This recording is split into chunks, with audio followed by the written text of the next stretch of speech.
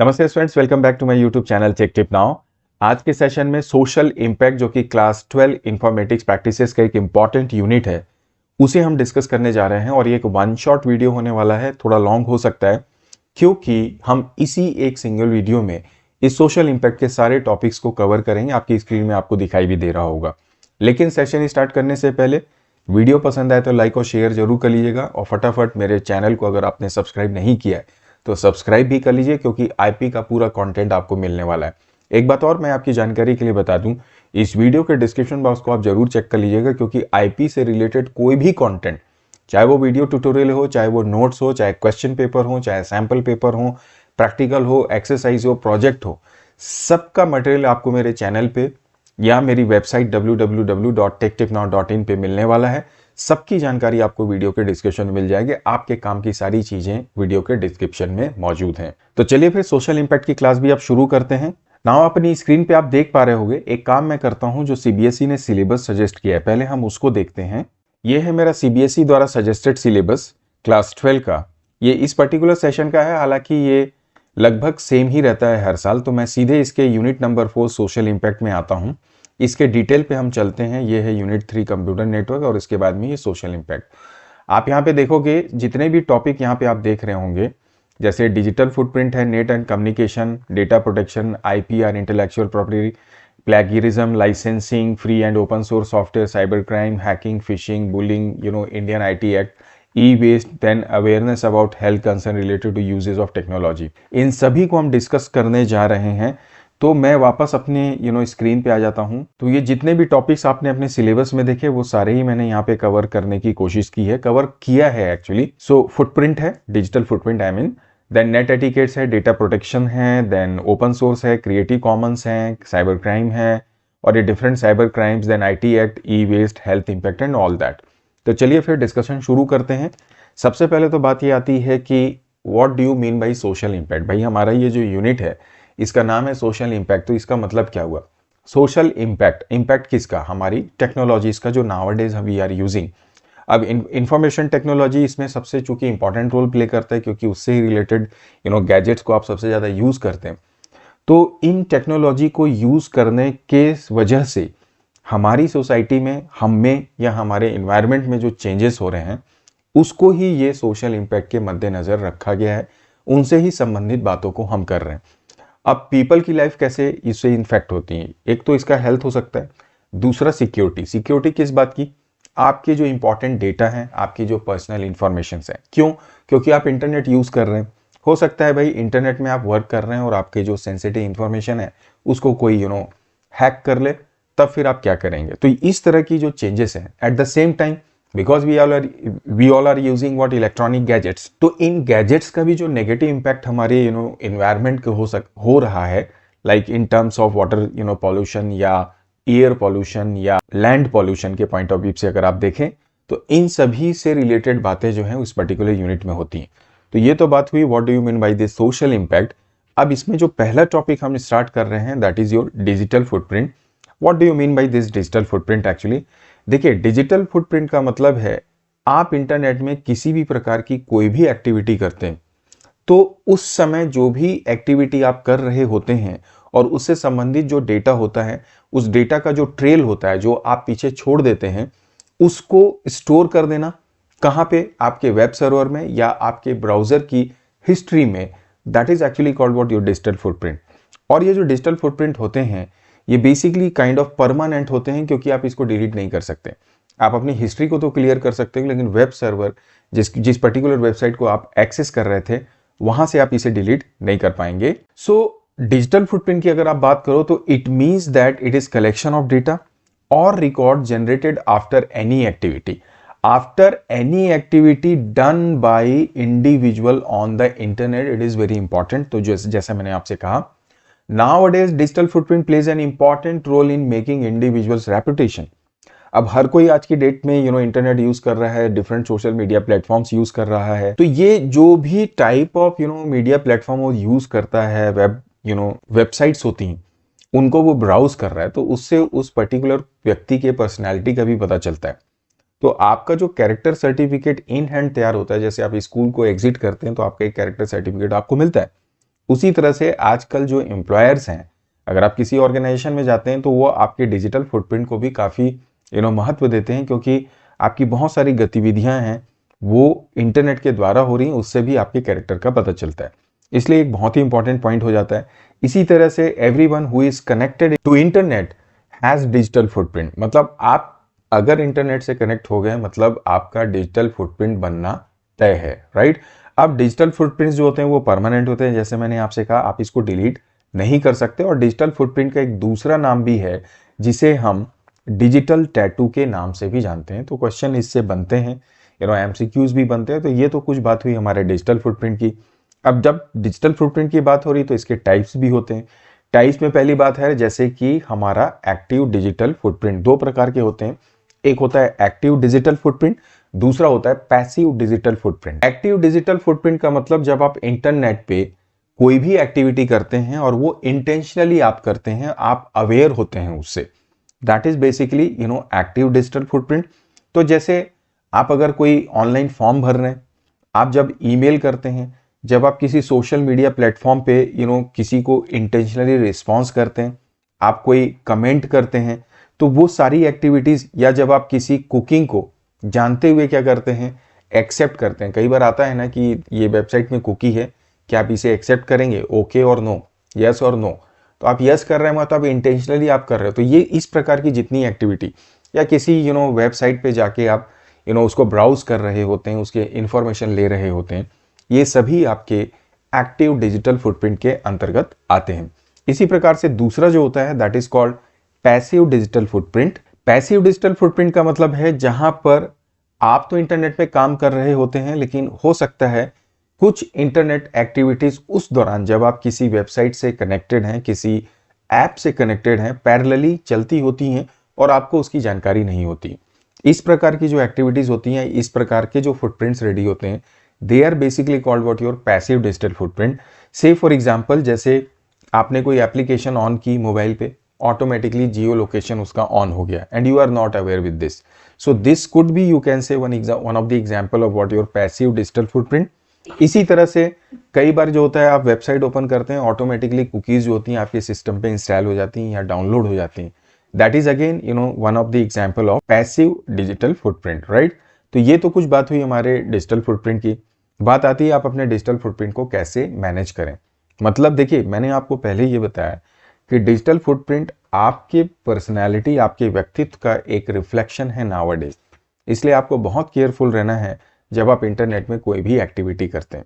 तो उससे रिलेटेड ये कुछ बातें कि कैसे आप एक अच्छे डिजिटल फुटप्रिंट को मैनेज कर सकते हैं। तो ये वही बात है कि जब आप ई बिहेव जिसको बोलते हैं, इंटरनेट पे आपका जो बिहेवियर है, it should be very responsible. आप सपोज कोई एक र्यूमर फैल गया इंटरनेट में और आप उसमें भी उस गलत एक्टिविटी में अननेसेसरली के कमेंट कर रहे हैं, तो आपको इन सारी चीज़ों से बचना, ये आपके एक ई बिहेवियर को बताता है।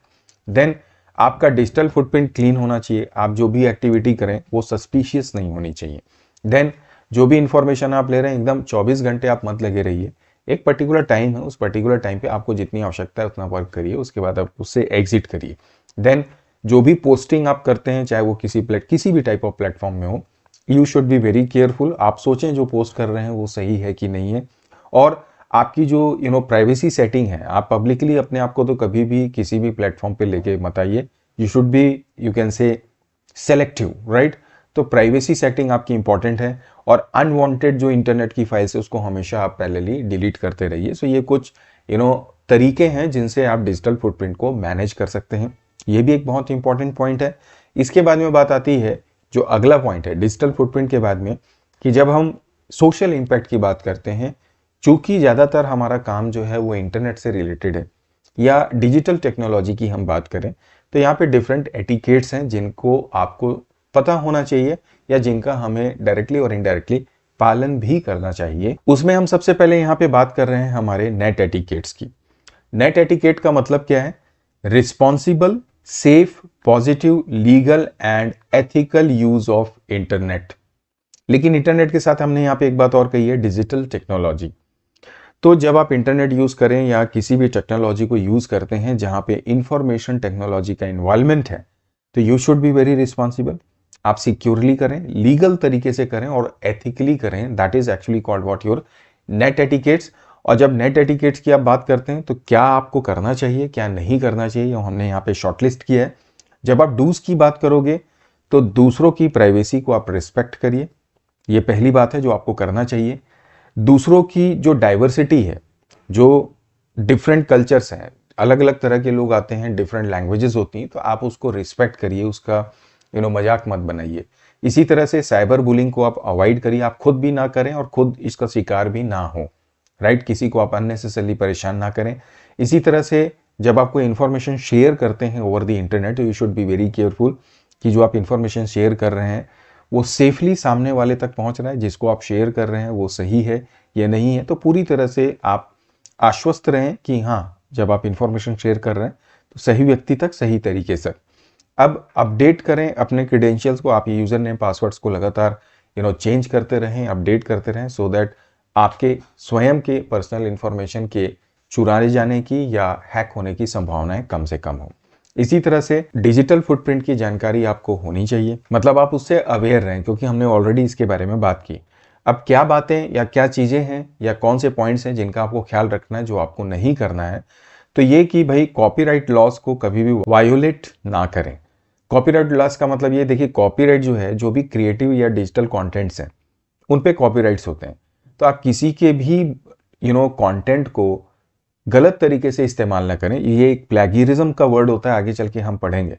अगर आप किसी का कंटेंट यूज कर रहे हैं तो आप उसको बाकायदा क्रेडिट दीजिए, तो उसके लॉस को, कॉपीराइट के जो नियम है उनका उल्लंघन आप ना करें।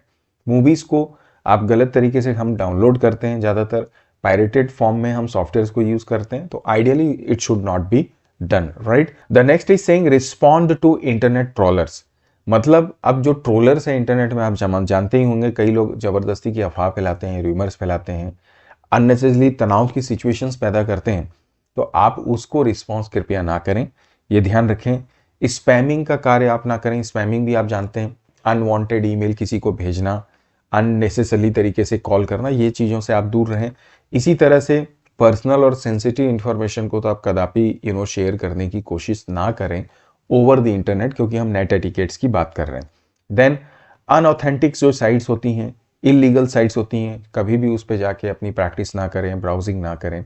और साथ ही साथ जो सरकाजम्स होते हैं इनसे आप बचें। तो ये कुछ डूज एंड डोंट्स हैं नेट एटिकेट्स है, जिनको आप ध्यान रखें, इनको आप अपनी प्रैक्टिस में लाएं। अब बात आ रही है दूसरा, एक और होता है एटिकेट्स की, जब हम बात करते हैं इंटरनेट टेक्नोलॉजी के बारे में, इंफॉर्मेशन टेक्नोलॉजी की या डिजिटल टेक्नोलॉजी की, जो कम्युनिकेशन एटिकेट्स होते हैं। अब डिजिटल कम्युनिकेशन एटिकेट्स की अगर हम बात करें तो ये कि जंक मेल्स को, जैसे अभी हमने देखा, आप रिस्पॉन्ड मत करिए। लार्ज अटैचमेंट्स को अवॉइड करिए। अगर बड़े साइज का अटैचमेंट है, आप उसको पार्ट बाय पार्ट शेयर कर सकते हैं। एब्यूसिव लैंग्वेज का इस्तेमाल ना करें जब भी आप कम्युनिकेशन करते हैं। सरकाजम से बचें। Be careful and responsible while making any comment, तो हमने पहले भी देखा।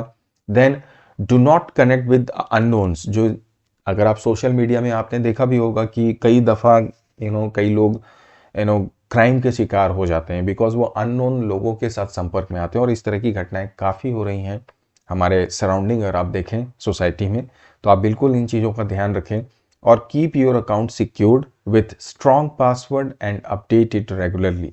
तो ये कुछ कम्युनिकेशन एटिकेट्स हैं डिजिटल, इनको आपको ध्यान रखना है। इन पॉइंट्स को एग्जाम के पॉइंट्स ऑफ व्यू से भी आप इन्हें याद रखें। देन हमारी बात आती है डेटा प्रोटेक्शन की। अब डेटा प्रोटेक्शन का मतलब क्या है? Protecting your data.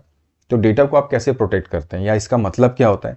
पहला तो ये कि जो भी आपका डेटा है उसको सिक्योर करना। Security and control on data stored digitally to avoid any inconvenience, harm, loss और एम्बैरेसमेंट। आपका जो डेटा है उसको सिक्योर रखना और उसके ऊपर बाकायदा आपका कंट्रोल होना चाहिए, ताकि आप किसी भी प्रकार के नुकसान से, किसी भी प्रकार के एम्बैरेसमेंट से या किसी भी प्रकार के लॉस से बच सकें। सो ये डेटा प्रोटेक्शन का तात्पर्य होता है। हर एक कंट्री जो होती है उसमें अपने डेटा प्रोटेक्शन के लॉ हैं। जैसे इंडिया की बात करें तो इंडिया आईटी एक्ट है, किसी और कंट्री में उसके अपने आईटी एक्ट होंगे, उसके अपने लॉज होंगे। तो हर एक कंट्री के अपने अपने लॉज होते हैं जो कि ये इंश्योर करते हैं कि right protection of data from any changes और ब्रीच। तो आपका जो भी डेटा है उसको किसी भी तरह से नुकसान या ना हो पाए, या उसको प्रोटेक्ट करने के अपने अलग अलग नियम है, और अगर आपको नुकसान होता है तो उनसे कैसे बचा जा सकता है। तो ये सारी बातें हमारे डेटा प्रोटेक्शन में आती हैं। अब प्रोटेक्शन मेजर्स क्या हैं वो भी आप ध्यान रखिए कि पहली तो ये कि डेटा आपका इंक्रिप्टेड होना चाहिए और it should be very strong. Encryption का मतलब ये it should be in form of coded so that directly आपका कोई भी डेटा को रीड ना कर पाए। उदाहरण के तौर पे मान लीजिए मेरा डेटा है, अगर मैं किसी को सेंड कर रहा हूँ ओवर दी नेटवर्क, तो अगर वो रीडेबल फॉर्म में जाएगा तो कोई भी उसको ट्रैप करके रीड कर सकता है। लेकिन अगर आप उसको कोडेड कर दें, कोडेड फॉर्म में, सो दैट उसको कोई एक पर्टिकुलर ऐसा कोड हो जो सिर्फ आप समझ रहे हैं या जिस तक पहुंचेगा वो समझे, तब उस सिचुएशन में उसको हम बोलते हैं डेटा इंक्रिप्शन। तो इंक्रिप्टेड फॉर्म में ही डेटा को हम क्या करते हैं, हमेशा ट्रैवल करवाते हैं। Now do not share sensitive and personal information, तो ये तो बिल्कुल पहले भी हमने देखा। Then your check data status regularly. आप जैसे मान लीजिए आपका बैंक अकाउंट है, आपके अकाउंट डिटेल्स को आपने सपोज अभी चेक किया और 6 महीने तक आपने देखा ही नहीं, तो it should not be happen. तो आपका जो भी डेटा का स्टेटस है वो आप लगातार चेक करिए, हर 10 दिन में, 15 दिन में, हफ्ते में, सो दैट आपको ये पता रहे कि हाँ भाई सारी चीज़ें सही तरीके से चल रही हैं। कहीं पे भी कोई गलत चीज़ दिखती है आप उसके लिए इमीडिएटली रिपोर्ट कर सकते हैं, स्टॉप कर सकते हैं, लीगल ऑर्गेनाइजेशन जो उससे रिलेटेड है उनको कॉन्टैक्ट कर सकते हैं।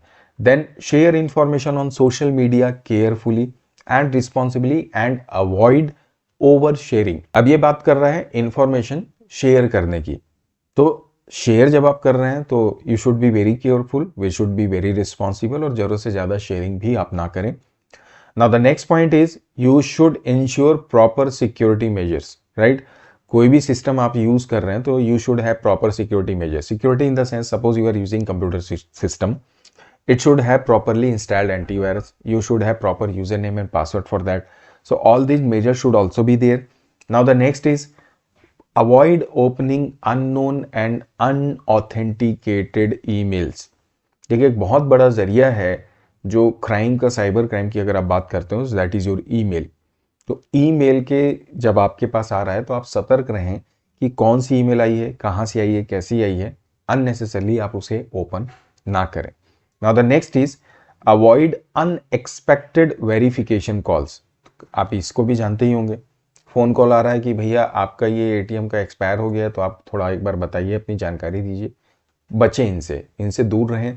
और इसी प्रकार से टेक डेटा बैकअप्स रेगुलरली। अगर आपका डेटा ऑनलाइन है या ऑफलाइन भी आप मैनेज करते हैं, उनके बैकअप्स आप लगातार बनाते रहें।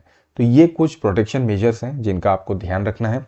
अगली बात हम करेंगे इंटेलेक्चुअल प्रॉपर्टी राइट। ये एक बहुत ही इम्पॉर्टेंट टॉपिक है जब आप सोशल इम्पैक्ट की बात करते हैं, सोसाइटी लॉ एंड एथिक्स की बात करते हैं, साइबर क्राइम की बात करते हैं। तो इंटेलेक्चुअल प्रॉपर्टी राइट क्या बताता है? देखिए, इंटेलेक्चुअल का मतलब आपने अपने दिमाग के द्वारा जो भी प्रॉपर्टीज क्रिएट की। ये किसी फिजिकल प्रॉपर्टी या लैंड के बारे में बात नहीं कर रहा है।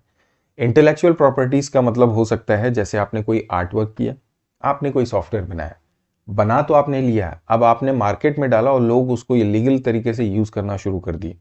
तो आपके पास आपकी बनाई हुई चीज का अपना खुद का बचाने का कोई अधिकार होना चाहिए, कुछ उसके राइट्स होने चाहिए। इन्हीं राइट्स को हम क्या बोलते हैं? आपका intellectual property right. So intellectual property refers to the product developed by a person और organization by his reasoning power और इंटेलिजेंस। आपने अपनी इंटेलिजेंस का प्रयोग करके, रीजनिंग पावर का इस्तेमाल करके कोई एक प्रोडक्ट रेडी करिए। ये किसी इंडिविजुअल की भी हो सकता है, किसी ऑर्गेनाइजेशन का भी हो सकता है।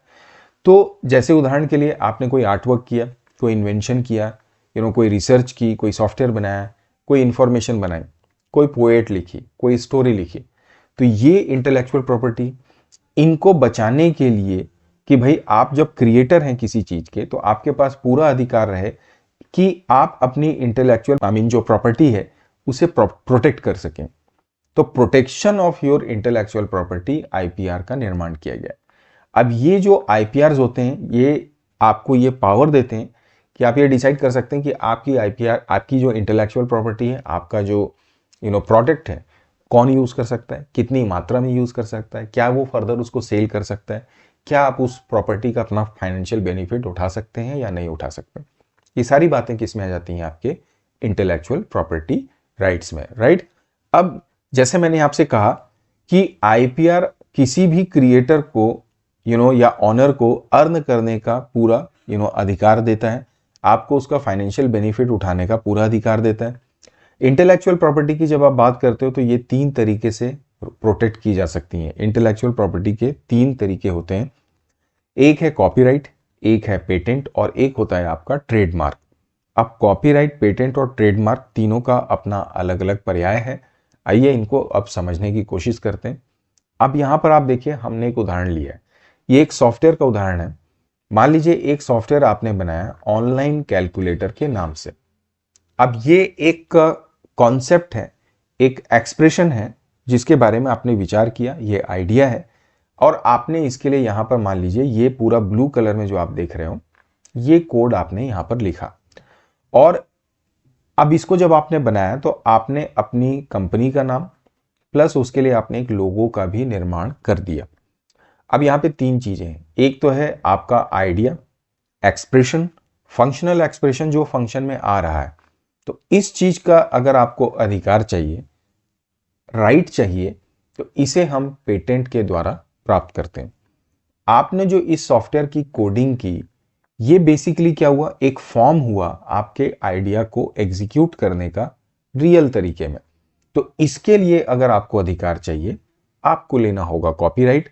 और चूंकि आपका कंपनी है, इसके लिए कोई लोगो होगा, कोई सिंबल होगा या कोई फ्रेज होगा, तो वो सारी चीजों को अगर आपको अधिकार में लाना है ताकि कोई और उसको गलत तरीके से यूज ना करे, तो उसके लिए आप इस्तेमाल करते हैं क्या, हमारा ट्रेडमार्क का।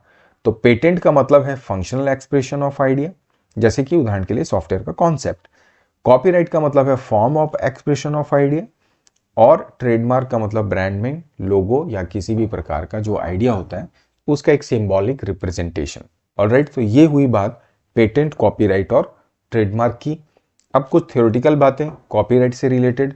इसमें सबसे पहले हम बात करेंगे कि कॉपीराइट क्या है। It protects form of expression of idea. ये आइडिया के फॉर्म को क्या करता है, प्रोटेक्ट करता है। It protects any original literary sorry, जैसे कि कोई आपने पोएम लिखा, कोई आपने स्टोरी लिखी, उसे प्रोटेक्ट कैसे करेंगे, with the help of copyright. कोई आर्ट वर्क आपने किया, कोई ड्रामा आपने बनाया, कोई म्यूजिक आपने बनाई, कुछ क्रिएटिव वर्क आपने किया, जैसे सॉफ्टवेयर ही बनाया ना, उसका कोडिंग आपने किया, इन सबको बचाने के लिए कॉपीराइट का इस्तेमाल होता है।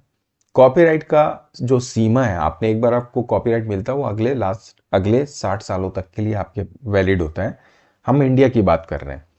It is automatically granted to creator और ऑथर। जनरली तो जैसे आप कोई भी क्रिएट करते हो ओरिजिनल वर्क, ऑटोमेटिकली कॉपीराइट आपको मिलता है, बट आप इसकी लीगल एजेंसीज के द्वारा भी कानूनी रूप से भी इसके कॉपीराइट्स ले सकते हैं, राइट। फिर अगली बात आती है पेटेंट की। पेटेंट अगर आपको लेना है तो इसकी एक बाकायदा प्रक्रिया है, इसकी लीगल एजेंसी है जहां पे आपको रजिस्ट्रेशन करना होता है, उनके सारे प्रोसेसेस को फॉलो करना होता है। सो तब जाके आपको ये पेटेंट मिलता है। और पेटेंट जो होता है ये फंक्शनल एक्सप्रेशन ऑफ आइडिया जो रहते हैं, जैसे मैंने सॉफ्टवेयर का बात किया तो ऑनलाइन कैलकुलेटर, तो उसके लिए आपको क्या मिल रहा है, पेटेंट मिल रहा है। जैसे फाउंटेन पेन बना, तो फाउंटेन पेन का जो कॉन्सेप्ट है उसका पेटेंट है, उनके जो इन्वेंटर था, मुझे वो नाम याद नहीं आ रहा है, तो वो पेटेंट हुआ। पेटेंट का जो ज्यादातर संबंध है वो बेसिकली इन्वेंशन से रहता है। कॉपीराइट का ज्यादातर संबंध क्रिएशन से है। पेटेंट का ज्यादातर संबंध किससे, जब चीजें इन्वेंट आप करते हैं, राइट। इस बात को आप ध्यान रखिए। और ज्यादातर ये यहां पर एक बात और भी है, ये अप्लाई कहां होता है, इंडस्ट्रीज में, मशीनरीज में, प्रोसेसेस में या मैन्युफैक्चरिंग में। तो कॉपीराइट कहां होता है, जहां पे क्रिएटिंग वर्क होती है, क्रिएटिव वर्क होते हैं, चाहे वो आर्ट हो, चाहे सॉफ्टवेयर हो, सॉन्ग हो, म्यूजिक हो, ड्रामा हो, जो भी। लेकिन पेटेंट जब आप बात कर रहे हैं तो कहां पे, जहां पे मशीनरीज हैं, प्रोसेसेस हैं, मैन्युफैक्चरिंग हो रही है या इंडस्ट्रीज की हम बात करते हैं। और ये जैसे मैंने आपको बोला कि जब आप पेटेंट को रजिस्टर करते हैं तो इसका लीगल तरीका है, उसके थ्रू ही आपको इसको जाना पड़ता है, इसमें थोड़ा समय भी लगता है। अब अगली बात हम करेंगे हमारे ट्रेडमार्क की। तो ट्रेडमार्क जो है, ओरिजिनल सिंबल डिजाइन, ट्रेडमार्क को भी लीगल एजेंसी के थ्रू आपको लेना पड़ता है। उसको ट्रेडमार्क जब आपके नीचे यहाँ पर आपने जैसे ये ट्रेडमार्क लिया था, यहाँ पर आपको नीचे क्या मिल जाता है, TM, तो मतलब ये आपका हो गया। अब एप्पल का लोगो है, आप यूज नहीं कर सकते ना उसको। अब जैसे ये LIC का ये फ्रेज है, जिंदगी के साथ भी और जिंदगी के बाद भी, तो इसको मैं हर जगह अपनी जगह अपने चैनल पे नहीं लगा सकता, मेरे ऊपर क्लेम हो जाएगा। तो ये ट्रेडमार्क है। अब इसमें क्या आ रहा है, आपका वर्ड हो सकता है, कोई सिंबल हो सकता है, कोई डिजाइन हो सकता है, कोई लेबल हो सकता है, कोई फ्रेज भी हो सकता है। तो ये सब आपके ट्रेडमार्क में आते हैं, काफ़ी इंपॉर्टेंट बातें हैं ये। अब आईपीआर के वायलेशन है कि भाई कॉपीराइट, पेटेंट और आपका ट्रेडमार्क, तो इनके वायलेशन को हम क्या बोलते हैं? कोई अगर इसको इनका उल्लंघन करे, कॉपीराइट का अगर जैसे आपने उल्लंघन किया तो वो क्या हो गया? Copyright infringement. ट्रेडमार्क का उल्लंघन ट्रेडमार्क इन्फ्रिंजमेंट होता है। अब प्लेगरिज्म भी यहाँ पर एक वर्ड है जो आईपीआर वायलेशन में आता है। हालांकि ये भी बहुत कॉपीराइट के जैसे ही होता है, लेकिन थोड़ा सा इसमें डिफरेंस है कि किसी व्यक्ति के किसी क्रिएटिव वर्क को इलीगल तरीके से इस्तेमाल जब आप करते हैं अपने नाम से, उसको बिना क्रेडिट दिए हुए, वो एक्ट जो होता है वो प्लेगरिज्म में आ जाता है, राइट। तो ये कुछ आईपीआर के वायलेशंस होते हैं। अब हम बात करते हैं सबसे पहले प्लेगरिज्म की। सबसे पहले एक बात मैं बता दूं कि जब आप प्लेगियरिज्म की बात करते हो तो ये it's a kind of illegal act. इस बात को आप ध्यान रखिए, ये क्या होता है? एक इलीगल एक्ट है। लेकिन जब आप कॉपीराइट इन्फ्रिंजमेंट की बात करते हो, दोनों में क्या डिफरेंस है ये आपको मैं बताने की कोशिश कर रहा हूं। कॉपीराइट इन्फ्रिंजमेंट का मतलब है ये एक it's a kind of noun basically, right. It's a process और you can say verb. It's a kind of noun. ये एक फाइनल डिक्लेरेशन है कि ये चीज हुई है। It's a kind of you can say law as well, there are certain laws. तो जब आप इस प्रकार की गतिविधि करते हैं, क्या गतिविधि? कि आपने किसी भी क्रिएटर या ओनर की इंटेलेक्चुअल प्रॉपर्टी को बिना उसे क्रेडिट दिए हुए कॉपी कर लिया या चुरा लिया, तो ये गतिविधि क्या है? प्लेगरिज्म। आपने इंटरनेट से किसी क्रिएटर की एक फोटो को डाउनलोड की, उसको आपने अपने किसी आर्ट वर्क में इस्तेमाल किया और आपने वहां पर उस जो क्रिएटर है उसका नाम नहीं दिया और आपने दुनिया में उसको बेचना शुरू कर दिया। तो इसका मतलब ये क्या हुआ? एक प्रकार से प्लेगरिज्म वाला इलीगल एक्ट हुआ। और इस समय आपके ऊपर इस उल्लंघन के लिए कौन सा नियम लगाया जाएगा? कॉपीराइट इन्फ्रिंजमेंट का। तो इस डिफरेंस को आप ध्यान में रखिएगा। तो आई थिंक आपको समझ में आ रही होगी बात। अब कौन कौन सी एक्टिविटीज होती हैं जो प्लेगरिज्म के अंतर्गत आती हैं? तो प्रेजेंटिंग समवन एल्स आइडिया और work as one own idea, किसी और के आइडिया या कार्य को अपना बना के बताना। किसी दूसरे के कार्य को बिना उसे क्रेडिट दिए हुए इस्तेमाल करना। Providing incorrect source of information, आपने भैया इंफॉर्मेशन किसी और की ली, किसी और का क्रिएटिव वर्क लिया और उसका जो सोर्स है वो किसी और को बता दिया। It should not be done. Then किसी और के कार्य को गलत तरीके से अपना बनाकर बेचने का कार्य करना, ठीक है। Modifying someone else work without attributing to creator, किसी और के कार्य को लिया, किसी और की क्रिएटिविटी ली और उसे मॉडिफाई करके आपने प्रयोग करना शुरू कर दिया। ये सारी बातें किस में आ जाती हैं? आपके प्लेगरिज्म के। किस तरह से अवॉइड करें? तो पहली तो बात यह है कि जब आप किसी भी क्रिएटर का प्रॉपर्टी इस्तेमाल करते हैं इंटेलेक्चुअल, चाहे वो सॉफ्टवेयर हो, चाहे सॉन्ग हो या कुछ भी, तो बाकायदा आप उसका क्रेडिट आपको दीजिए। अगर आप डिजिटल क्रिएटर होंगे तो आप जानते भी होंगे। देन ये आपने देखा होगा जब आप किसी भी सोशल मीडिया प्लेटफॉर्म पे कोई वीडियो देखते हैं, ऑडियो देखते हैं या इस तरह के पेजेस रीड करते हैं, तो वहां पर अगर कोई दूसरे का सोर्स इस्तेमाल करता है तो उसे बाकायदा क्रेडिट देता है। Now preset codes of other as it is, तो किसी और के दिए हुए कोड को वैसे ही आप प्रयोग करें, उसे आप अपना नाम या चेंज ना करें। पैराफ्रेज कोड्स, सेम ये उसी तरह से कोड से रिलेटेड बात हो गई। पैराफ्रेसिंग किसी भी कोड्स की जरूरी है। अब क्रिएट ओन इंटेलेक्चुअल प्रॉपर्टीज, और सबसे अच्छी बात तो ये है कि इन सारी चीज़ों से अच्छा है कि आप अपने स्वयं की प्रॉपर्टी का निर्माण करें और उसका ही प्रयोग करें, राइट। तो ये कुछ बातें हैं प्लेगरिज्म को अवॉइड करने की। अगली बात आती है कि कॉपीराइट इन्फ्रिंजमेंट, तो जिसके बारे में अभी मैंने चर्चा कर ली कि कॉपीराइट प्रोटेक्टेड प्रॉपर्टी को गलत तरीके से इस्तेमाल करना। देखिए प्लेगरिज्म बेसिकली एक प्रोसेस है। कई दफ़ा ऐसा होता है कि वहाँ पर बहुत सारी प्रॉपर्टीज ऐसी होती हैं जिनके लिए बाकायदा कॉपीराइट का अधिकार लिया नहीं गया रहता है, फिर भी अगर आप उसे प्रयोग करते हैं तो प्लेगरिज्म के तहत आ सकता है। लेकिन आइडियल जो डिफरेंस है वो नाउन का और प्रोसेस का है, इस बात को आप ध्यान रखिएगा। आप कॉपीराइट के एग्जाम्पल क्या है? किसी की कॉपीराइट इस इमेज को आपने इस्तेमाल किया, किसी के गाने को एज ए बैकग्राउंड आपने इस्तेमाल कर लिया, कि कोई मूवी आपने गलत तरीके से डाउनलोड की और उसे आप फाइनेंशियल बेनिफिट के लिए आगे डिस्ट्रीब्यूट कर रहे हैं, या ना भी करें आप डिस्ट्रीब्यूट कर रहे हैं। किसी टीवी प्रोग्राम को आपने रिकॉर्ड किया और दूसरों को डिस्ट्रीब्यूट कर दिया, तो ये सारी चीज़ें कॉपीराइट इन्फ्रिंजमेंट में आ जाती हैं। देन ट्रेडमार्क का तो मतलब यही हुआ कि जो भी ट्रेडमार्क आपका है, आपने उसको क्या किया, अपने लिए प्रयोग किया बिना उसकी जानकारी के। पहली चीज़ तो ये कि आप उसको प्रयोग कर ही नहीं सकते, तो आप अपना ट्रेडमार्क बनाइए। तो ये कुछ बातें हैं ट्रेडमार्क इन्फ्रिंजमेंट से रिलेटेड। और इन्हीं संबंधित जब हम इनके प्रोटेक्शन की बात करते हैं तो एक और बहुत ही महत्वपूर्ण बात होती है जिसे हम जानते हैं किसके नाम से, हमारे लाइसेंसिंग के नाम से। What do you mean by licensing? Actually license का मतलब ये रहता है कि जो क्रिएटर है और जो यूजर है उन दोनों के बीच एक एग्रीमेंट होना। एग्रीमेंट किस चीज का? कि क्रिएटर द्वारा बनाए गए प्रोडक्ट को यूजर किस तरह से, किस अनुसार से, कितने नियमों में और कितने प्रतिबंधों के साथ उसका इस्तेमाल कर रहा है। ये बात होती है किसकी? लाइसेंसिंग की। तो ये एक प्रकार का लीगल कॉन्ट्रैक्ट है या एग्रीमेंट होता है यूजर और क्रिएटर के बीच में, जहां पर क्रिएटर परमिट करता है उसका ओरिजिनल जो क्रिएटिविटी है या वर्क है उसको प्रयोग करने का अधिकार देना, कुछ लिमिटेशंस के साथ में। तो ये लाइसेंसिंग है। नहीं समझ में आई बात? यूजर को क्रिएटर के द्वारा एक एग्रीमेंट के तहत उसके प्रोडक्ट को प्रयोग करने का अधिकार देना, जिसमें कि कुछ प्रतिबंध भी हो सकते हैं। ये बात हो रही है हमारी किसके? हमारे लाइसेंसिंग की। अब licensing provide rules and guidelines for other to use the existing. Obviously license में कुछ रूल्स एंड रेगुलेशन होते हैं जो उस प्रोडक्ट को यूज करने से संबंधित गाइडलाइंस को बताते हैं। लाइसेंसिंग एक लीगल टर्म है जो कि आपको कॉपीराइटेड मटेरियल को परमिट यूज करने का परमिशन देता है। User can get license of copyrighted material by paying some price. तो ये निर्भर करता है कि जो क्रिएटर है, जो डेवलपर है, जो कॉपीराइट ओनर है, वो अपने प्रोडक्ट को किसी यूजर को देने के एवज में क्या कुछ पैसे ले रहा है, या लाइसेंस जब आप कर रहे हैं किसी के साथ में तो वो फ्री भी हो सकता है या पेड भी हो सकता है। तो ज़्यादातर जब अगर प्रोप्राइटर हूँ तो ऑब्वियसली मैं किसी को अपनी प्रॉपर्टी यूज़ करने के लिए दूंगा, तो ऑब्वियसली मैं उसके फाइनेंशियल बेनिफिट्स के लिए कुछ उससे लाइसेंस के टर्म में पैसे भी लेता हूँ, राइट। तो ये तो बात हुई लाइसेंसिंग की। अब what is the difference between license and copyright, ये भी आप जाने।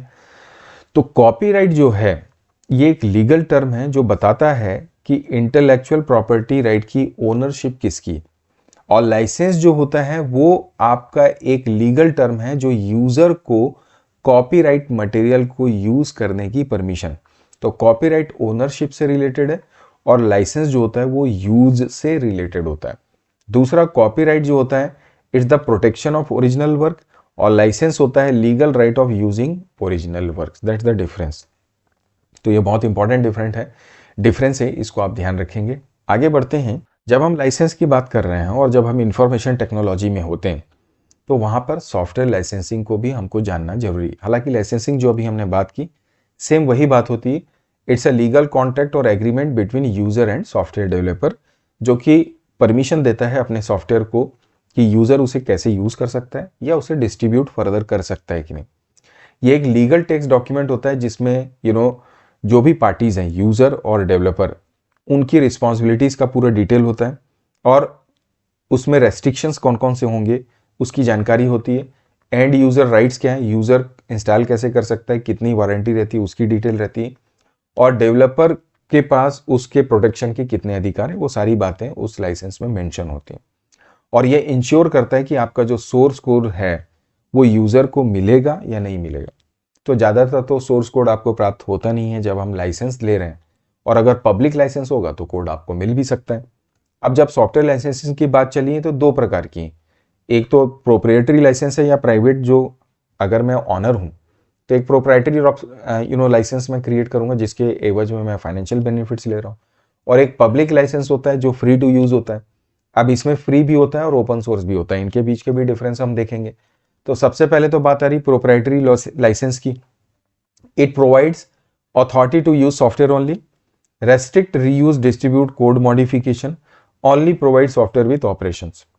जैसे प्रोप्राइटरी सॉफ्टवेयर है, आप अगर किसी मेडिकल शॉप में जाएंगे तो वहाँ पे देखिएगा, मैं यहाँ बिना किसी कंपनी का नाम लिए, मतलब बिना किसी कंपनी का प्रमोशन की ये बात कर रहा हूँ, जैसे मार्ग है, ऐसे बिजी है या टैली आपने देखा होगा, ये कुछ ऐसे सॉफ्टवेयर्स हैं जो actually proprietary license based softwares हैं। मतलब आपको अगर इसको यूज़ करना है तो आपको इसे परचेस करना रहता है, इसका आपको लाइसेंस मिलता है, और जब आप इसे यूज़ कर रहे हैं मतलब आप सिर्फ इसको यूज़ करोगे इसमें आप कोई मॉडिफिकेशन नहीं कर सकते, फर्दर आप इसको डिस्ट्रीब्यूट नहीं कर सकते, बेच नहीं सकते, इसके ऑपरेशंस में चेंजेस नहीं कर सकते। तो ये प्रोप्राइटरी सॉफ्टवेयर के अंतर्गत आते हैं। जैसे एमएस वर्ड भी क्या है, या माइक्रोसॉफ्ट ऑफिस जो है वो भी प्रोप्राइटरी लाइसेंस है उसका। हालांकि हम पायरेटेड वर्जन यूज करते हैं, ये बात सही है, but again it is illegal, right. अब प्रोप्राइटरी के बाद में बात आ रहा है इसका, जैसे यहाँ पे एग्जांपल देखिए कि प्रोप्राइटरी सॉफ्टवेयर में भी दो चीजें, एक तो होता है जैसे कि मैंने बिजी मार्ग ये जो एग्जांपल दिया, और जैसे आप एडोबे रीडर का इस्तेमाल करते हैं, पीडीएफ रीडर का, ठीक है, या इस तरह से और भी फ्री सॉफ्टवेयर्स हैं, जैसे गूगल क्रोम की ही हम बात कर लें, तो ये फ्रीवेयर्स में आते हैं। तो प्रोप्राइटरी सॉफ्टवेयर तो जो कि आप लाइसेंस लेके परचेस करते हैं, तो software which can not be used freely, आपको कुछ पेमेंट करनी रहती है, और ऐसे लाइसेंस्ड सॉफ्टवेयर जो कि फ्री टू यूज होते हैं उसके लिए पैसे नहीं देने पड़ते। यहाँ पर आपको लाइसेंस लेना पड़ता है प्रोप्राइटरी के लिए, इसमें लाइसेंस की जरूरत आपको नहीं है ज़्यादातर, तो आप डायरेक्टली इसको यूज कर पाते हैं। और इसमें सोर्स कोड जो रहता है ना प्रोप्राइटरी सॉफ्टवेयर में, वो हमेशा प्रोटेक्टेड होता है। फ्रीवेयर में भी ज़्यादातर तो प्रोटेक्टेड ही होता है, इट्स वेरी रेयर कि वो आपको फ्री मिल जाए। तो सोर्स कोड जो है वो हमेशा दोनों में ही प्रोटेक्टेड होगा। बट इसके अलावा फ्री टू यूज की अगर आप बात करें तो प्रोप्राइटरी में आपको पैसा देना पड़ेगा, जबकि फ्रीवेयर्स में पैसा देने का जरूरत आपको नहीं पड़ता है। क्लियर है? तो ये डिफरेंसेस को याद रखिए। फ्रीवेयर एग्जांपल जैसे मैंने आपको बताया, क्रोम जो है एक फ्रीवेयर है, पीडीएफ रीडर जो एक फ्रीवेयर होता है। लेकिन प्रोप्राइटरी में तो आपने नाम सुना होगा, जैसे बिजी है, जैसे टैली है, टैली एक प्रोप्राइटरी सॉफ्टवेयर है। एमएस ऑफिस की भी अगर आप बात करेंगे तो इट्स नॉट फ्रीवेयर, राइट, इस बात को आप ध्यान रखेंगे। आगे बढ़ते हैं। पब्लिक लाइसेंस की अगर हम बात करें, पब्लिक लाइसेंस का मतलब जो कि फ्री अवेलेबल है, और ये लाइसेंस बेस्ड जो सॉफ्टवेयर होते हैं इनको आप यूज तो कर ही सकते हो, आप इसको डिस्ट्रीब्यूट भी कर सकते हो, और इनके कोड्स को मॉडिफाई कर सकते हैं। मतलब इसका जो सोर्स कोड रहता है वो आपको अवेलेबल होता है अलोंग विद द सॉफ्टवेयर। यहां पर एक ही बात का ध्यान रखना रहता है कि आप इसका फाइनेंशियल बेनिफिट नहीं ले सकते। That is the only point which is illegal, because public license जो एक कम्युनिटी को ध्यान में रखते हुए बनाया जाता है, सो दैट ज्यादा से ज्यादा लोग उसका फायदा उठा सकें, और अगर कोई प्रोडक्ट है तो उस कम्युनिटी के लोग उसको मॉडिफाई करके और बेहतर कर सकें, सो दैट और उससे लोगों को फायदा हो बेटर तरीके से। That is the purpose of public license. तो ये डेवलपर को इनकरेज करता है। मतलब जैसे मैंने आपसे कहा कम्युनिटी, तो कम्युनिटी का मतलब उसमें यूजर भी हैं, डेवलपर्स हैं। तो डेवलपर क्या है, उसके डिजाइन को, उसके परफॉर्मेंस को चेंज भी कर सकते हैं, बिकॉज उसका कोड फ्री आपको अवेलेबल होता है। जब आप पब्लिक लाइसेंस की बात करते हैं, दो प्रकार के हैं, एक है फ्री सॉफ्टवेयर लाइसेंस और एक होता है ओपन सोर्स। इनमें थोड़े डिफरेंसेस हैं, तो आइए समझने की कोशिश करते हैं। सबसे पहले फ्री और ओपन सोर्स में समानताएं क्या है। तो फ्री और ओपन सॉफ्टवेयर में क्या है, इसको दोनों को आप यूज कर सकते हो, डिस्ट्रीब्यूट कर सकते हो, कोड को मॉडिफाई कर सकते हैं। इन दोनों में आपको सोर्स कोड मिलता है जिसको आप रिबिल्ड कर सकते हैं। And the third is what encourage developers to improve the design performance of the software as we discussed. लेकिन जब डिफरेंसेस की अगर आप बात करोगे, तो डिफरेंस जो होता है मेन होता है इसके डिस्ट्रीब्यूशन प्रोसेस पे, जो फ्री सॉफ्टवेयर है और ओपन सोर्स सॉफ्टवेयर में। डिस्ट्रीब्यूशन प्रोसेस का मतलब ये है कि जो फ्री सॉफ्टवेयर होते हैं, ये मॉरल डिफरेंसेस होते हैं कि फ्री सॉफ्टवेयर का जो बेसिक पर्पस है वो बेसिकली यूजर के लिए, और ओपन सोर्स सॉफ्टवेयर डेवलपमेंट की फिलॉसफी पे वर्क करता है कि कम्युनिटी उसको यूज भी करे और उसको अपडेट भी करे। फ्री सॉफ्टवेयर जो होते हैं वो आपको मिलते हैं जिनको आप सिर्फ यूज कर पाते हैं, उसमें डेवलपमेंट की गुंजाइश नहीं होती। So these are the differences. Let's see the next point, that is about public license. अब पब्लिक लाइसेंस जैसे अभी हम बात कर रहे हैं, पब्लिक लाइसेंस भी अगेन फ्री होता है। तो इसमें भी दो कैटेगरीज हैं, एक तो फ्री सॉफ्टवेयर लाइसेंस होता है और एक ओपन सोर्स का लाइसेंस होता है। अब फ्री सॉफ्टवेयर की बात करेंगे तो GNU GPL और GNU LGPL होता है, जिसमें हम ज्यादातर बात करते हैं GNU GPL की। और ओपन सोर्स सॉफ्टवेयर की अगर आप बात कर रहे हैं तो इसमें है MIT, BSD और CC, जिसमें सबसे ज्यादा प्रचलित हम किसकी बात करते हैं, CC की, क्रिएटिव कॉमन, और जो कि ओपन सोर्स सॉफ्टवेयर है, और GNU GPL जो कि फ्री सॉफ्टवेयर लाइसेंसिंग होती है, राइट। तो सबसे पहले जनरल पब्लिक लाइसेंस, तो GNU GPL, GPL का फुल फॉर्म क्या है, general public license. It's a free software license which provide end user the freedom to run, study, share and modify the software beside getting regular updates. अब GNU GPL based जो softwares हैं, उनका जो ये licence आपको क्या बोलता है कि आप इनको रन कर सकते हो, आप इसको स्टडी कर सकते हो, रिसर्च कर सकते हो, शेयर कर सकते हो, इस सॉफ्टवेयर को आप मॉडिफाई कर सकते हो, लेकिन आपको अपडेट्स इसके नहीं मिलते हैं रेगुलर, राइट। दूसरा, agencies who distribute GPL license may और may not charge fee for the copies. मतलब जरूरी नहीं है कि जीपीएल लाइसेंस जो है या जीएनयू लाइसेंस जो है उसके लिए आपको कुछ पेमेंट करनी पड़े, ज्यादातर ये फ्री ही होते हैं। And it forces to provide source code with the software being licensed. अब जीएनयू जीपीएल में ये फोर्स करता है कि जब सॉफ्टवेयर इस पे बेस्ड जो आप ये प्रयोग करेंगे तो उसका सोर्स कोड भी आपको उसके साथ अवेलेबल हो। ये तो बात हुई जीएनयू जीपीएल की। क्रिएटिव कॉमन भी है। देखिए जीएनयू जीपीएल जो होता है ना, उसका ज्यादातर संबंध क्या होता है, यहाँ पे जब हम बात कर रहे थे, मैं वापस यहाँ पे आता हूँ, ये सॉफ्टवेयर से संबंधित है, यहाँ पे क्रिएटिव वर्क से रिलेटेड बात नहीं आ रही है। लेकिन जब आप क्रिएटिव वर्क की बात करते हैं जिसमें कि मूवी है, सॉन्ग है, वेबसाइट है, तो इन सब के लिए जो लाइसेंस बनता है वो होता है आपका क्रिएटिव कॉमन। तो ये नॉन प्रॉफिट ऑर्गेनाइजेशन है जो सीसी लाइसेंस प्रोवाइड करता है फ्री ऑफ चार्ज, और ये कॉपीराइट लॉ के अधीन आता है। अब कॉपीराइट लॉ क्यों? क्योंकि जो क्रिएटिव वर्क्स है, जैसे मैंने बोला, अब क्रिएटिव वर्क क्या है, जैसे वेबसाइट है, म्यूजिक है, फिल्म है, लिटरेचर है, इनको जीएनयू जीपीएल का लाइसेंस नहीं मिलता। वो स्पेशली किसके लिए? सॉफ्टवेयर के लिए। क्रिएटिव कॉमन जो फ्री लाइसेंस है वो इन सारी चीजों के लिए होता है। लेकिन यहां पर रेस्ट्रिक्शन क्या है कि आप डिस्ट्रीब्यूट तो करें लेकिन फाइनेंशियल बेनिफिट आपको नहीं मिल सकता, और ये कॉपीराइट के, अगर इसका आपने उल्लंघन किया तो आपके ऊपर कॉपीराइट का क्लेम भी लग सकता है। अब यहाँ पे 6 डिफरेंट टाइप्स होते हैं। ये जरूरी नहीं कि आपके कोर्स से संबंधित हो या ना हो, बट अगेन आपकी जानकारी रहे। CCBY, CCBY-SA, CCBY-NC, CCBY-ND, BY-NC-SA, BY-NC-ND जो है ये 6 प्रकार है। सबसे ज्यादा पॉपुलर जो है वो है आपका CCBY, इस बात को आप ध्यान रखेंगे। ये बात हो गई मेरे क्रिएटिव कॉमन की। तो ये तो कुछ लाइसेंसिंग, प्रोटेक्शन, अधिकार, लॉज, IPR के बारे में हमने बात की। अब हम चर्चा करेंगे हमारे साइबर क्राइम के बारे में। अब साइबर क्राइम क्या है आप जानते ही हैं, कोई भी क्रिमिनल ऑफेंसिव जहां पर आपका कंप्यूटर या इंटरनेट या किसी भी प्रकार का कम्युनिकेशन सिस्टम या डिजिटल टेक्नोलॉजी इन्वॉल्व होती किसी भी प्रकार से। अगर आप क्राइम कर रहे हैं और उस समय आप टेक्नोलॉजी इस्तेमाल कर रहे हैं तो वो एक साइबर क्राइम है। और इसका अपोजिट भी है कि आपका सिस्टम किसी क्राइम का या आपकी टेक्नोलॉजी किसी क्राइम का अफेक्टेड होती है उससे, that is also part of cyber crime.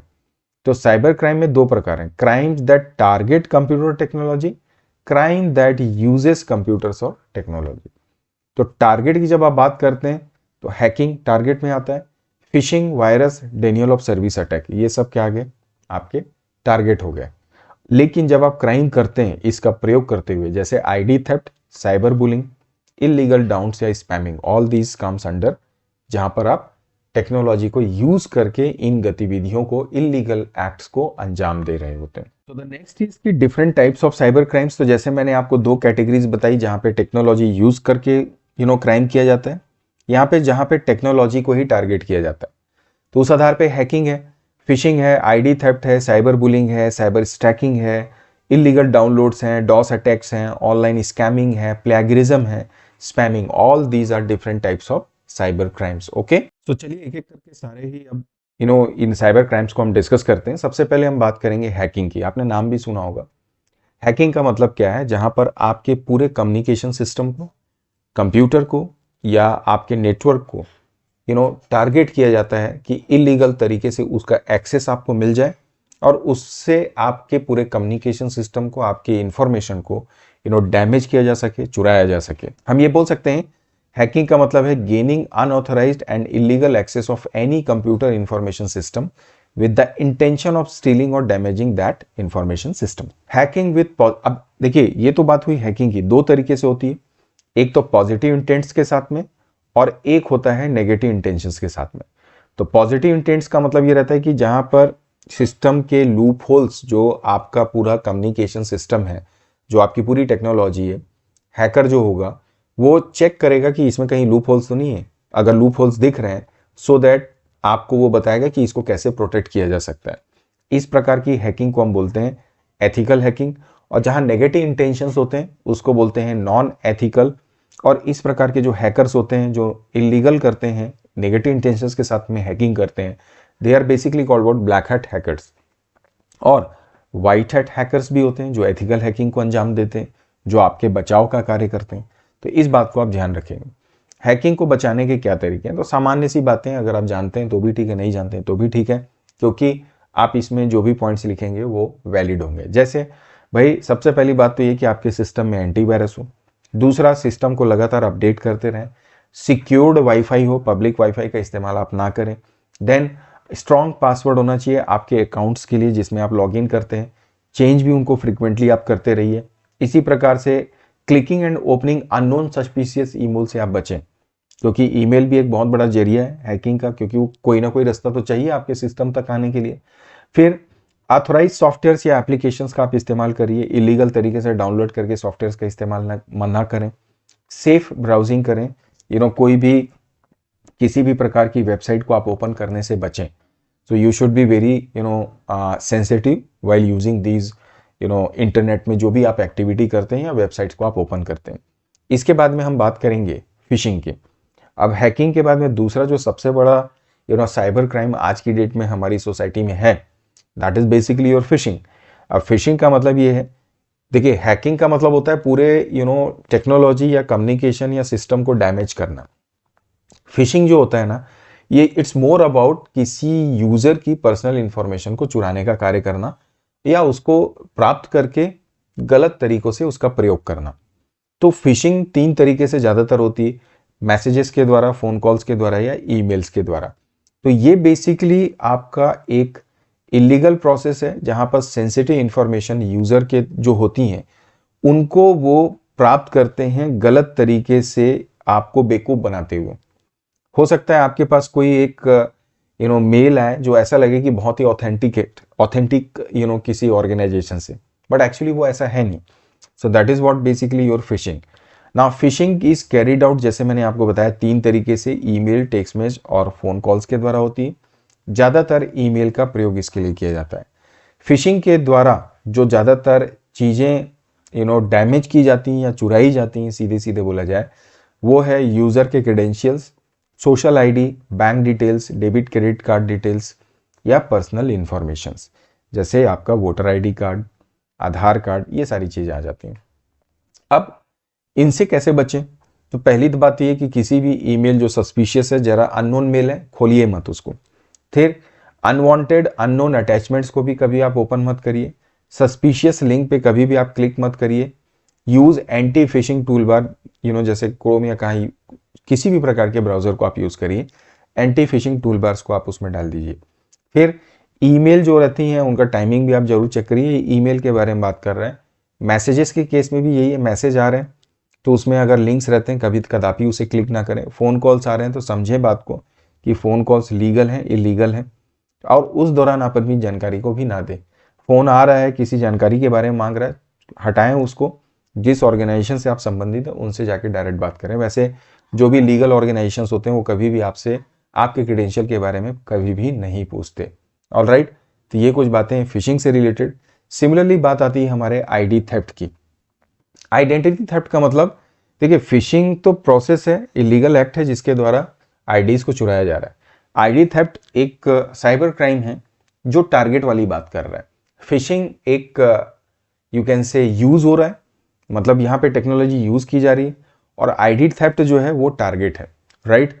So that's the difference basically.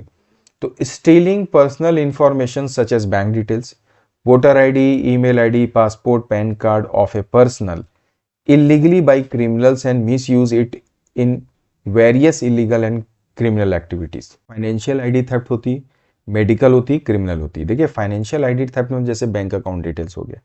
Medical में क्या है, जैसे आपने मेडिकल इंश्योरेंस लिया हुआ है तो उसने आपके उस इंश्योरेंस की क्रेडेंशियल्स लिया और अपने नाम से उसको भुना के अपने अकाउंट में डलवा लिया। क्रिमिनल आइडेंटिटी होती, जो टेररिस्ट हैं, आप उसने आपका वोटर आईडी लिया, आपके नाम से उसने क्रिमिनल एक्टिविटी को अंजाम दे दिया। तो इस प्रकार से डिफरेंट तरीकों से आईडी थेफ्ट की जाती है और गलत कार्यों को अंजाम दिया जाता है। साइबर क्राइम को कैसे बचाएं? तो साइबर क्राइम को बचाने का तो आई थिंक आप सभी इससे अवेयर हैं आज की डेट में। ये सारे पॉइंट्स मैंने देखिए लिखे हुए हैं, तो आप इसे स्क्रीन को पॉज करके रीड कर सकते हैं, बिकॉज ऑलरेडी इन सब के बारे में हमने डिटेल से बात की। ठीक है, तो आप प्लीज़ इसे ज़रूर रीड कर लें। अब हम बात करते हैं कि इसके जो नया इंपॉर्टेंट पॉइंट है, साइबर क्राइम हो गया, प्रोटेक्शन लॉज हो गया, सारी चीज़ें हो गई। So now we are going to discuss about next topic of this social impact is what Indian IT act. तो इंडियन आईटी एक्ट के बारे में कुछ बातें आप जरूर ध्यान रखें। पहली चीज तो ये कि आप इसे देख के समझ गए होंगे कि जो साइबर क्राइम है, साइबर अपराध है, उनसे बचने के लिए, उनकी रोकथाम के लिए जो नियम बनाए गए हैं भारत सरकार के द्वारा, वो आईटी एक्ट के तहत आते हैं। ये जितने भी लॉज हैं, जिन्हें हम इंडियन साइबर लॉ के नाम से भी जानते हैं, ये इंडियन आईटी एक्ट 2000 के नाम से जानते हैं, सन 2000, जिसका कि फर्दर जो अमेंडमेंट हुआ था वो 2009 में हुआ था। तो Indian IT act is related to cyber crime and e commerce. यहाँ पे एक इंपॉर्टेंट बात ये भी है कि इंडियन आईटी एक्ट में दो चीज़ों के बारे में बात है। एक तो है भाई आप साइबर क्राइम की बात कर रहे हैं, दूसरा यहाँ पे जो ई कॉमर्स होता है। अब ई कॉमर्स का मतलब जो शॉपिंग वगैरह सारी चीज़ें करते हैं, भाई उसके भी तो प्रावधान होने चाहिए। भाई अगर एक नॉर्मल मार्केट में दुकान चलती है तो नगर निगम के तहत या जिस भी जगह जैसे रहते हैं आपको उसका भी एक लाइसेंस लेना पड़ता है सरकार से, और उनके नियमों का पालन करते हुए दुकान आपको चलानी पड़ती है। उसी प्रकार से अगर आप इलेक्ट्रॉनिक इंडस्ट्री की बात करें, इलेक्ट्रॉनिक कॉमर्स की बात करें, उसके भी कुछ नियम कायदे हैं जो आपको फॉलो करने हैं।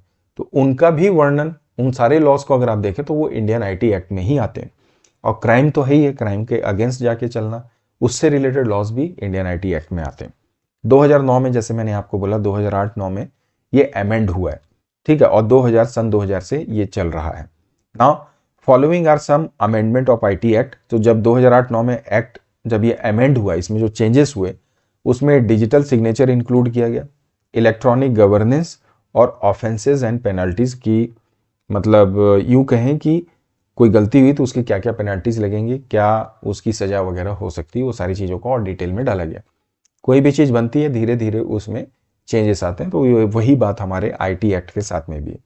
तो ये हमारा हुआ आईटी एक्ट। अब आते हैं फाइनल एंड पे हमारे सोशल इम्पैक्ट के, जिसमें हम बात करेंगे ई वेस्ट के और उसके हेल्थ हैजार्ड। ई वेस्ट का मतलब है इलेक्ट्रॉनिक वेस्ट। किसी भी प्रकार का इलेक्ट्रॉनिक या इलेक्ट्रिकल जो कंपोनेंट्स है, गैजेट्स हैं, उसको जब आप प्रयोग करके यूं ही फेंक देते हैं, जब उसका ज़्यादा यूज़ ना रहे, तो वो क्या बन जाता है, वेस्ट बन जाता है। और ई वेस्ट जो है एक बहुत बड़ी समस्या है आज हमारे एनवायरनमेंट के लिए, हमारी सोसाइटी के लिए, ठीक है। तो globally e waste constitute more than 5% of the municipal waste. तो जितना भी गार्बेज है, वेस्ट है, उसमें 5% से ज़्यादा तो आपका इलेक्ट्रॉनिक वेस्ट है। और ये electronic waste generally contains deadly elements. तो आपने सुना ही होगा कैडमियम, बेरिलियम, मरकरी, जो कैंसर और इस तरह की स्किन डिसीज और इस तरह की गंभीर बीमारियों को अंजाम देते हैं। तो ई वेस्ट जो है it is also very harmful, और इसके प्रोटेक्शन भी आपको पता होना चाहिए। तो बेसिकली ई वेस्ट के अगर नुकसान की बात करो तो ये सभी प्रकार से नुकसान करता है, इन्वायरमेंट को भी करता है, आपके हेल्थ को भी करता है। जब इन्वायरमेंट की बात करोगे तो एग्रीकल्चरल एंड सॉइल पॉल्यूशन जिसको बोल सकते हैं, एयर को भी पॉल्यूट करता है, क्योंकि बर्न करते हैं तो एयर पॉल्यूशन होता है। ग्राउंड वाटर सॉल्यूशन पानी में डाल दिया तो उससे भी ऑब्वियसली हो रहा है। Landfill with lead and heavy materials, obviously आपका एग्रीकल्चर लैंड में अगर आपका कोई सपोज दैट इलेक्ट्रॉनिक गैजेट डला हुआ है, तो उसके जो हार्मफुल एलिमेंट्स हैं जैसे लेड या इस तरह के मेटल्स, वो ऑब्वियसली सॉइल में मिलके सॉइल को नुकसान पहुंचाते हैं। आपके हेल्थ की बात करें तो तमाम गंभीर बीमारियां हैं, लंग कैंसर है, अस्थमा है, हार्ट किडनी का ब्रेकेज होना, और सबसे इंपॉर्टेंट तो ये है कि इससे जो सबसे ज़्यादा नुकसान हो रहा है वो आपके नर्वस सिस्टम को नुकसान पहुंचाना, और डीएनए को भी ये डैमेज कर रहा है। तो ये कुछ ई वेस्ट के हैज़ार्ड्स हैं जो आपके हेल्थ को भी नुकसान पहुंचा रहे हैं। ई वेस्ट को आप मैनेज कैसे करेंगे, तो इसमें सबसे फेमस है RRR। पिक्चर के हम बात नहीं कर रहे हैं यहाँ पे। RRR का मतलब है रिड्यूस, रीयूज और रिसाइकल। रिड्यूस का मतलब ये है कि जितना कम से कम आप इलेक्ट्रॉनिक वेस्ट को यूज़ कर सकें। अगर आपका एक पेन ड्राइव में काम चल रहा है, आप देखते हैं कि हमारे पास 10 पेन ड्राइव हो सकते हैं, किसी के पास 4 होते हैं, किसी के पास 2, 3, 4 होते हैं। तो जितना हो सके अवॉइड करिए। अगर आप 1 या 2 में काम चल रहा है तो फिर आप अननेसेसरली मत खरीदिए। रीयूज़ की बात है कि भाई अगर कोई प्रोडक्ट जैसे पुराना हो गया, फ्रिज थोड़ा पुराना हो गया, रिफर्बिश करवा के आप उसको इस्तेमाल कर लीजिए। या डायरेक्ट उसको थोड़ा सा पुराना एक बार सेल मत करिए, थोड़ा रिपेयर करवा लीजिए जो भी इलेक्ट्रॉनिक गैजेट्स हैं, और जितना हो सकता है आप उसको प्रयोग करने की कोशिश करिए। ऑब्वियसली क्वांटिटी को वो रिड्यूस करता है। और रिसाइकल का मतलब ये कि अगर आप उसको फेंक रहे हैं तो जो ई वेस्ट को पिक करने वाली एजेंसीज हैं वहाँ जाके आप उसे दीजिए, ताकि वो सिस्टमेटिकली उनको क्या कर सकें, रिसाइकल कर सकें, डिस्पोज कर सकें, डिकम्पोज कर सकें और उसको दोबारा फिर से सही कार्यों में लगा सकें।